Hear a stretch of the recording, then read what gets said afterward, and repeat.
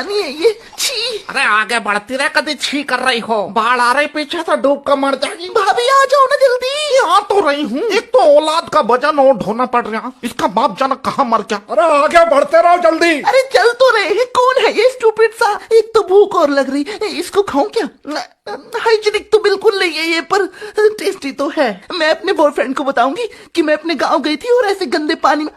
पर एक मिनट, अगर उसने मुझे जज किया कि कैसे गंदा सा गांव है इसका, बाढ़ आती है और मुझे जज करके छोड़ दिया तो मैं क्या करूंगी? अरे क्या बड़बड़ा रही, कुछ खा लेने दे, जा आगे को मर जा। बड़ी आई अंग्रेज की बच्ची। इसे चाचा के लड़के को तो बात करने की बिल्कुल तमीज नहीं है, गमार कहीं का। तमीज तो तब होगी ना तब गांव से बाहर कहीं जाएंगे। मैं कहाँ फंस गई? मैं नहीं आऊंगी आज के बाद गांव में, स्टूपिड सा गांव। देख रही राकेश की लौंडिया को, 2 महीने से शहर में क्या चली गई, अपने गांव को स्टूपिड बता रही। बीटेक कर रही दिल्ली, यहाँ 12 में 2 बार फेल हुई, बनेगी इंजीनियर। यो